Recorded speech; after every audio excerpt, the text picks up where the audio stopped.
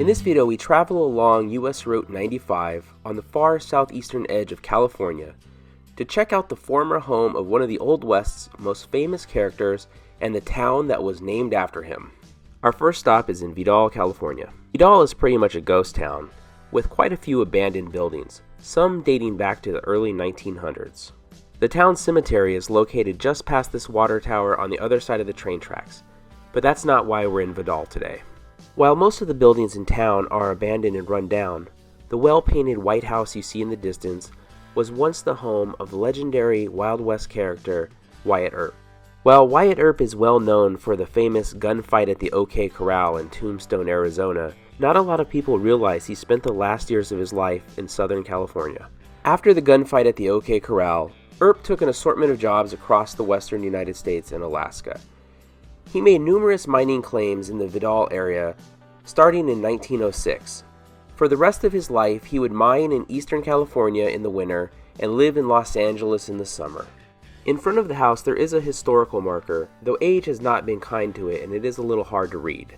What the plaque says is that the legendary lawman, gunfighter, gambler, businessman, and miner, along with his wife Josephine, inhabited this dream-come-true cottage from 1925 to 1928, during the fall, winter, and spring months, while he worked his Happy Days mines in the Whipple Mountains a few miles north of this site.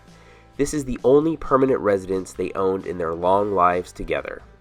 Now the house is on private property, so unfortunately the only thing you can see is whatever you can see from outside of the fence. So after taking a look at Wyatt Earp's house, we headed about 25 miles away to the Colorado River and the town that was named after him, Earp, California. Much like Vidal, Earp is pretty much a ghost town.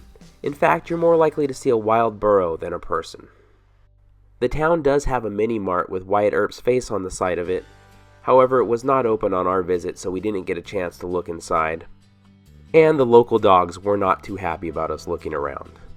There is also surprisingly still a post office in Earp, though I'm sure it's for the benefit of the RV resorts in the area.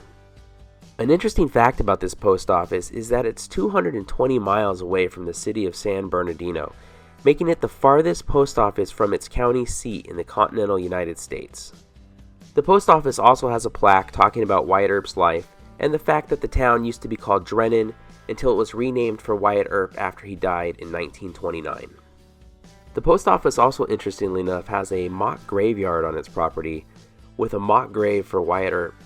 The real Wyatt Earp gravesite is actually in Colma, California, up in the San Francisco Bay Area.